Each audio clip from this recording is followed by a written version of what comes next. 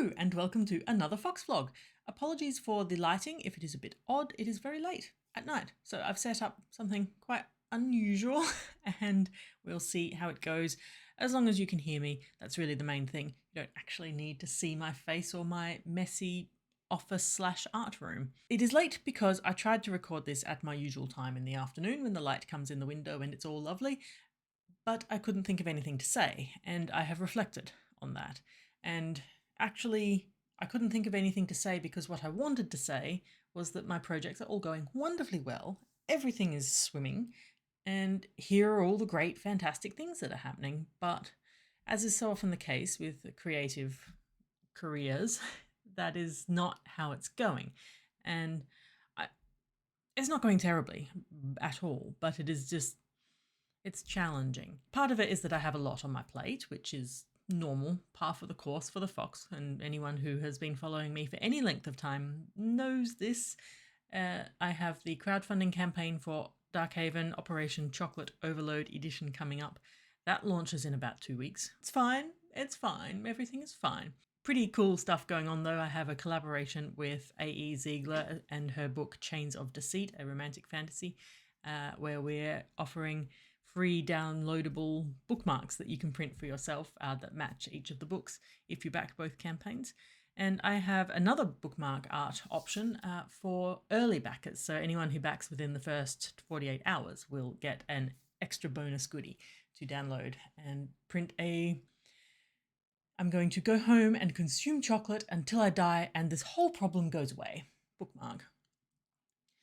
Which is pretty much, if I was still eating the same copious volume of chocolate I used to eat in my less sensible years, probably what I would be doing now with the work in progress for writing. That is my fairy tale retelling. It is called As I Command. It is a Cinderella story, gender swapped for the most part. Instead of a prince, we have a daughter of a wealthy weapons manufacturer who is looking to match with a royal family from one of my floral realms countries. There's several royal families involved here, and hoping therefore to improve business propositions with a suitable match. And Cinderella is actually a prince who has been exiled from his homeland and therefore, hello, that's ominous. You're quite right. This is Locke, by the way, or Locke's tale.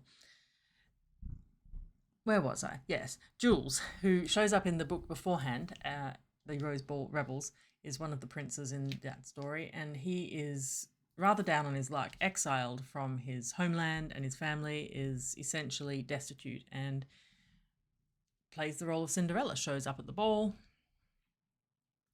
dances with Marguerite, the daughter of the weapons manufacturer, and then vanishes before she can find out how to contact him further.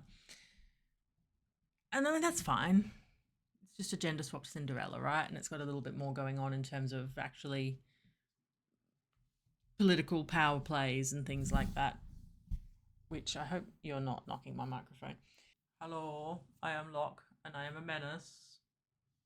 A big orange tabby menace. Yeah, let's go look for something to steal.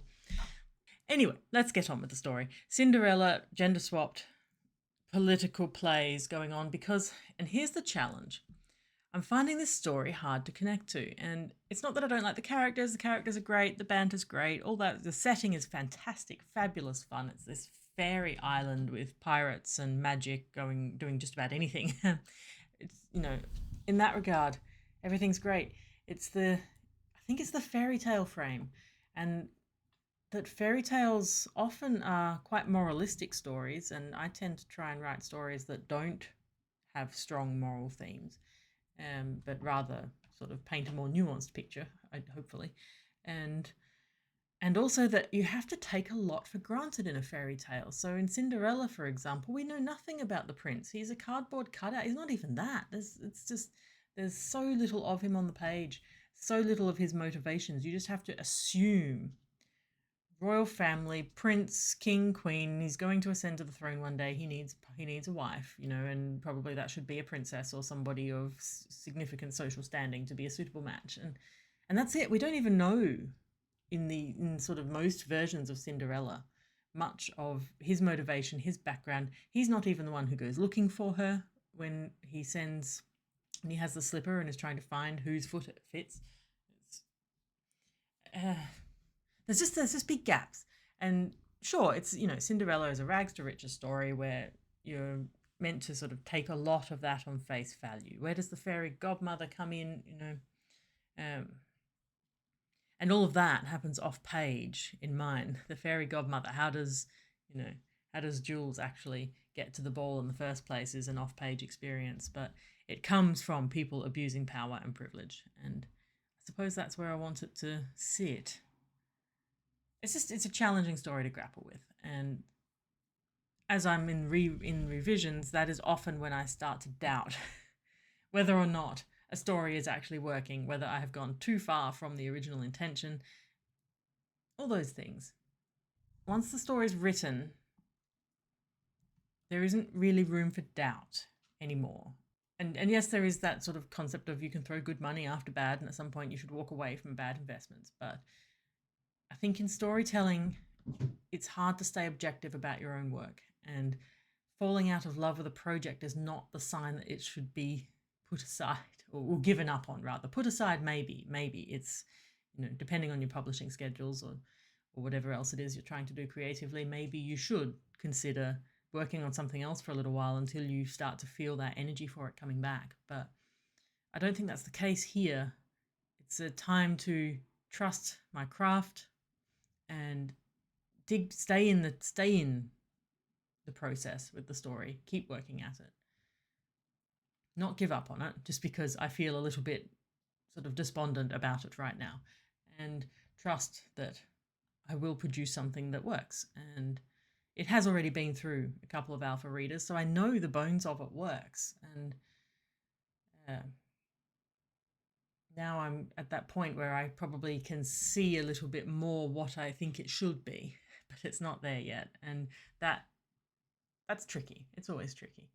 And it being this sort of framework of fairy tale retellings, having to sort of keep some source material references intact, I suppose, if I let it get too far out of control. Well, one, I'm trying to keep it reasonably short. This is a novella. A novella, Fox, not a short story that turns into a 6-book saga. Always a challenge. So keeping it short is one framework that I have to stay within, and then keeping it true enough to the original fairy tale with whatever changes I might make, whatever reinterpretations of things I do, that it still feels like a Cinderella story in some form, even if it's subverted, even if it's, playing on different themes to what a Cinderella story might typically play on. It still has to have that. And so they're just parameters, and I work well with parameters, like frameworks, boundaries. Tell me to sit down with a blank piece of paper and just write a random story. I'm going to spend a long time wallowing around in the sort of soup of too many ideas. Tell me to sit me down and tell me, right, you have to write a fantasy with thriller elements and a teacup and a river. I can do that much, much more effectively.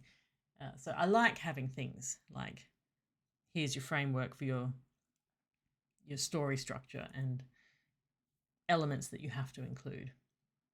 It's the length, probably. Ideally, I'd turn this into a novel too, because I'd turn everything into a novel, but that's not the idea here.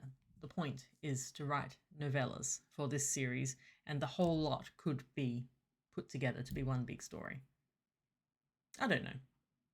It's just challenging, and that is creative life and writing and how it works. And so I am trying to be somewhat at peace with that and be honest about it and upfront, because that is the point of this vlog, is to actually share the creative process in all of its ups and downs and pretty and not so pretty parts.